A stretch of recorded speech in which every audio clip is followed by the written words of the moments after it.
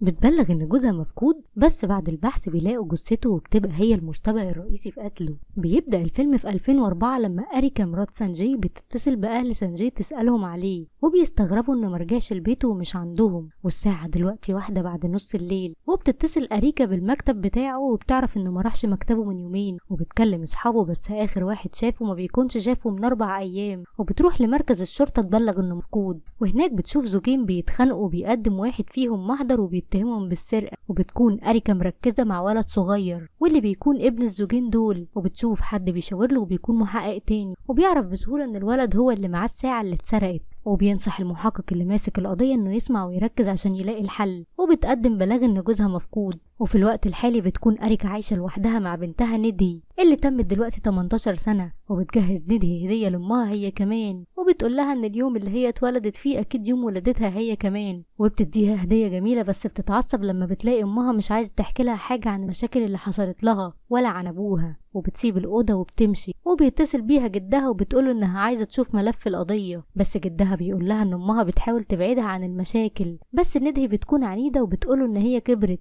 ودلوقتي بقى عندها 18 سنة، وبتقوله ان هي حابة تكون جنب امها. وبيوافق جدها انه يديها ملف القضية، وبتاني يوم بيبعت لها الملفات في البريد، وبتستلمها وبتدخل اوضتها وبتقفل على نفسها عشان تقراها. وبتبدأ بالفصل الاول من القضية، واللي بيبدأ فيه أرافيندي يحقق مع عائلة سانجي. وبيقول الأب إن ما كانش فيه أي مشاكل في حياة سانجي، بس الأم بتكون معترضة وبتقول إن أريكا غيرت ابنها وإنه ما كانش بيعمل أي حاجة، بس كانت أريكا بتخليه يساعدها في تنظيف البيت على طول، وإنها أجبرته على الجواز منها لما حملت منه، ولما عينت ليها خدامة ما استحملتهاش ومشيت. وبتحكي أريكا الأرافيند إن سانجي كان بيحب يدلعها وبيحاول يساعدها في كل حاجة، وإنها كانت مهتمة بالتفاصيل جدا في النظافة، علشان كده الخدامة ما استحملتهاش ومشي. وبيروح أرافيند وبيحقق مع الخدامة، بس بتقوله إنها ما كانتش بتطيق تحكمات أريكا، وفي وسط كلامها بتقوله إن هي كانت بتلاحظ إن سانجي ما بينامش مع أريكا على السرير، وإن علاقتهم ما كانتش زي ما هما بيوضحوا للناس. وبتبدأ أريكا تحكي لأرافيند إزاي اتعرفت على سانجي وقربوا من بعض واتجوزوا لما خلصوا الثانوية، وحملت منه بسبب قربهم من بعض. وبتقوله إن هي وقفت قصاد العالم كله، وكان سانجي بيحبها وبيهتم بيها على طول. وبتحكي حماتها إن هي كانت نذير شؤم ليهم، حتى إن هي فقدت الحمل اللي اتجوزها بسببه بعد الجواز بسبب إهمالها، ولما أجهضت الدكتور قال لها إنها مش هتقدر تخلف تاني. وبعدها بتحكي له أريكا إن سانجي اختفى من يوم 22 مايو، واليوم ده كان يوم عيد ميلادها، وكانوا مبسوطين وفجأة اتخانقوا وسابها ومشي. وفي وسط كلامها بتقوله على سيدارت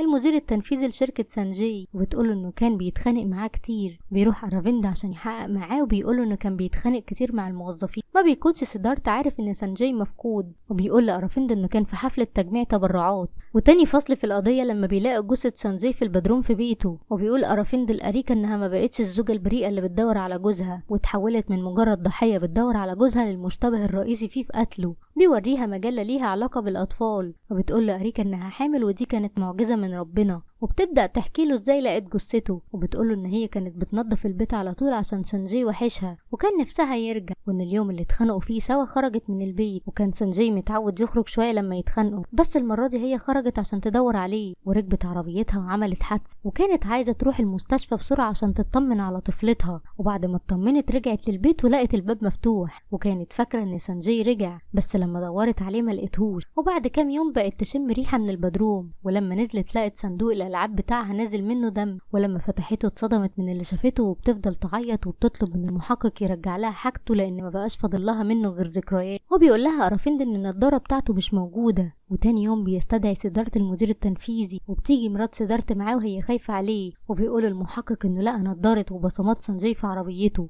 بس مراته بتقول لهم انه كان في حفلة تبرعات يومها، بس بيقول لها سيدارت ان هو ساب الحفلة وخرج عشان يشم شوية هوا. وبيتفاجئ سيدارت بموظف من شركته وشخصيته ضعيفة، ولما بيجي بيتصدم وبيقول المحقق ان اي جريمة قتل ليها عقلين، عقل قوي وعقل ضعيف، وان هم قدروا يوصلوا للعقل الضعيف. وبيقول للعسكري انه ياخدهم على الحجز، بس الموظف بيوقفه وبيقول انه يعترف بالحقيقة، وبيضطر سيدارت يقول انه كان مع حبيبته. وبتتصدم مراته وبيكمل كلامه وبيقول لي ان يومها دخل في علاقة في العربية وطلع عليه بلطجية وقالوا له انه عار على المجتمع، وفضلوا يضربوا فيهم، ولولا ان جاي جه وانقذهم ووداهم المستشفى كانوا ماتوا. وبيسيبهم وبيمشي، وبيقول لهم ان هو هيرجع للبيت عشان في شوية مشاكل فيه. وبتسأل مرات سيدارت مين هي حبيبته، وبتتصدم لما بيشوفوا اثار الضرب لما الموظف بيقلع قميصه. وبيضطر سانجي يحكي ان هو كان في علاقة مع الموظف ده، وعشان كده ما كانش ينفع يتكلم. وبعدها بيجي واحد هيعترف لأرافيند بحاجة، بيقوله ان اللي حصل جريمتين قتل مش جريمة واحدة، وان أكيرا توأم أريكا، واللي بتكون حبيبته ماتت هي كمان، واللي قتلتهم أريكا. وبيقول للظابط ان أريكا مريضة نفسية، وبتتصدم ندهي بنت أريكا من اللي بتقراه،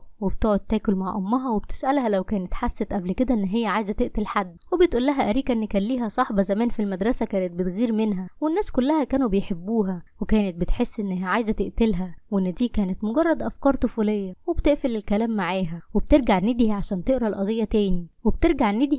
القضية تاني، واللي فيها ماسيو بيحكي انه اتعرف على أكيرا في بار وكانت بتعزف فيه الجيتار. وبيبدأ أرافيند يحقق مع أريكا بخصوص كلام ماسيو، وبتقوله ان ماسيو شافها في مرة وبدأ ينده لها أكيرا من وقتها وهو بيلاحقها. وبيكمل ماسيو كلامه وبيحكي للظابط عن تحكم أريكا في أكيرا، وانها هي اللي قتلتها، واختفت أكيرا من وقتها. وبيفتكروا الظابط مجنون وبيمشيه. وبيستمر التحقيق وبيحقق مع أكيرا وبيسألها عن العلاقة بينها وبين سانجي، وبيتهمها انها خانت سانجي مع ماسيو بسبب سوء علاقتهم. وبعدها لما لقت ماسيو عايز يتجوزها اختفت من بس أريكا بتعيط وبتقوله يثبت اي حاجة من اللي قالها، ولو قدر هي اللي هتقتل نفسها على طول. وبيخرج أرافيند لما المساعد بيندهله، وبيقوله ان سواق التاكسي اعترف انه شافها، وان هي كانت فعلا موجودة في ميسور. وقال السواق انها كانت حامل عشان كده افتكرها كويس. وبيقاطع كلامه مع المساعد دخول ماسيو تاني، وبيقوله ان هو مدمن مخدرات، بس هو بطلها من وقت ما عرف أكيرا، وبيطلب منه يسمعه ويثق فيه.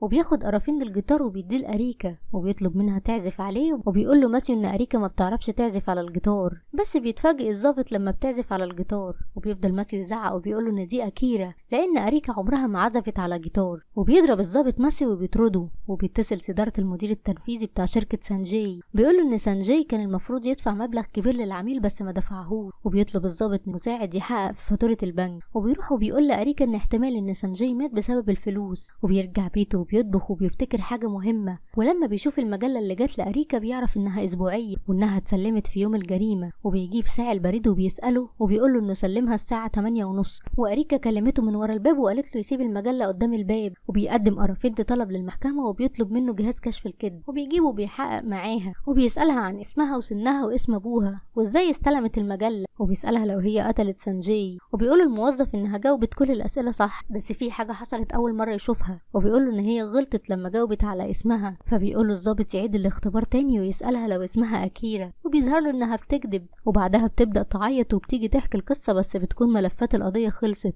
وبتتصل ندهي في جدها وبتسأله، وبيقول لها ان ماسيو مات، وانه كان بيقول ان أريكا قتلت أكيرا وخدتك وربتك على انك بنتها. وبتخرج وبتطلب من امها تعزف لها على الجيتار عشان دي هدية عيد ميلادها، وبتقول لها ان هي وعدت صحابها انها تبعت لهم الهدية ديت، وما بتعرفش امها تعزف على الجيتار وبتمسكه غلط. وبتضغط ندهي عليها وبتقول لها تحكي لها الحقيقة. وبتبدأ امها تحكي ان ابوها كان نفسه في ولد بس خلف بنتين، وخد أريكا وقال للممرضة تقتل التانية، وخدتها الممرضة وربتها واللي كان اسمها نانسي، وقعدت تربيها وعلمتها القراية والكتابة. وبعدين بتشوف في التلفزيون بنت شبهها جدا، ولما بتسأل الممرضة بتحكي لها اللي حصل، وبتفضل تدور على البنت ديت وبتروح لها، وبيتفقوا مع بعض وبتخبيها في اوضتها. ومع الوقت هما الاتنين كبروا، وكانت بتروح المدرسة بدلها شوية. وسانجي كان بيشوف أريكا بس هو حب أكيرا لأنه كان بيحب شخصيتها هي. ولما بيتجوزوا بتروح وبتعزف على الجيتار، وحصلت مشكلة لما شافها سانجي في البار وعرف ان هما اتنين، وتأكد انه بيحب أكيرا ودخل معاها هي في علاقة. وبعدها حملت منه أكيرا. ولما أريكا عرفت ما استحملتش الموضوع وراحت البيت واتخانقت مع سانجي، ووقتها مشي.